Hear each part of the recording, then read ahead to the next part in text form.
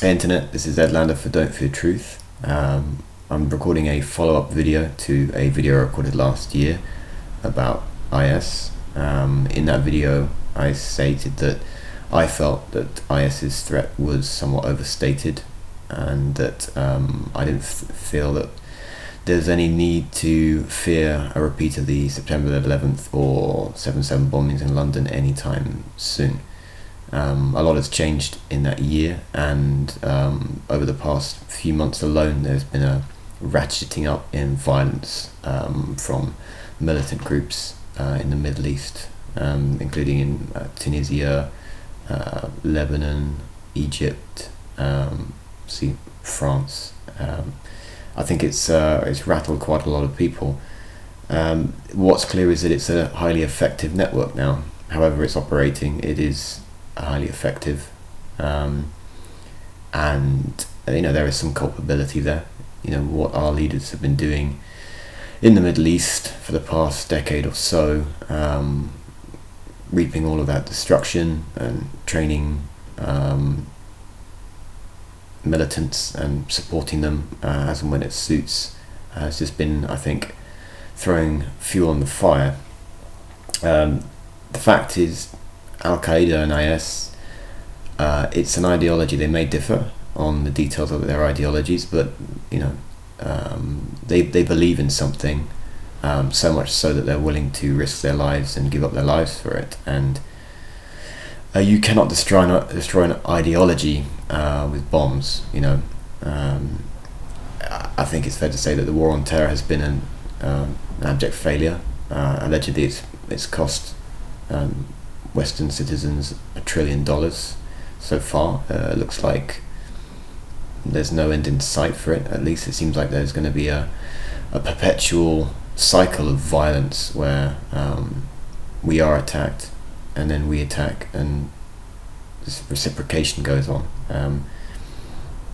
My feeling is it's very clear that we need a very grown-up solution in Syria, and I think this is sadly somewhat beyond our leaders to engage in dialogue, as opposed to just threaten violence. I mean, what's happening in Syria, it seems, is all about influence and regime change, really. I mean, there's a lot of actors in that region that all want influence, including the likes of Turkey, Saudi Arabia, Qatar, Israel, Russia, obviously Europe, and the US.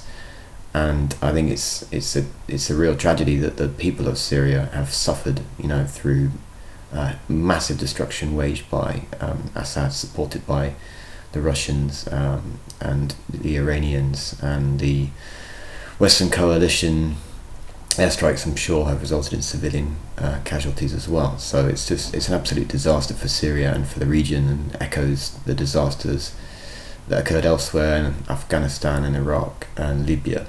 So I'm really hoping that people can see past retribution and start thinking about redrawing the Middle East in a post Sykes-Picot agreement world, and embracing whatever that may be. It means surrendering control, and obviously in such a resource-rich region of the world, that's difficult for Western nations to come to terms with. But that's all part of mediation.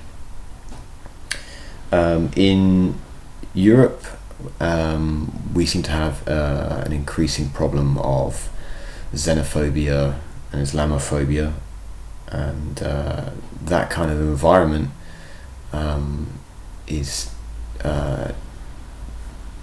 unhelpful when it comes to radicalization of disaffected youth. If you feel alienated in your community, despised even, you're paranoid, you don't trust your government, you're upset about what's going on in the Middle East, it doesn't take too much to begin that journey of radicalization, especially with visceral footage online of the destruction that's going on due to all sides in the Middle East.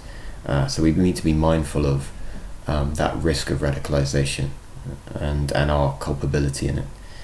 And I just want to finish off by saying, I think our leaders need to take responsibility here. Clearly, it's not simple exciting things never are.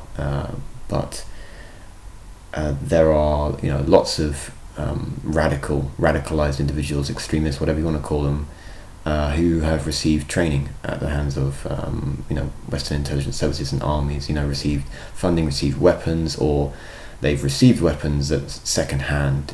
So by pushing money into the conflict and pushing weapons into the conflict and trying to have influence covertly where you're not allowed to, overtly, again, you're just adding fuel to the fire. And I think the next few years are going to be very interesting to see the resolve of leaders and politicians in trying to reduce the amount of destruction and violence in the Middle East.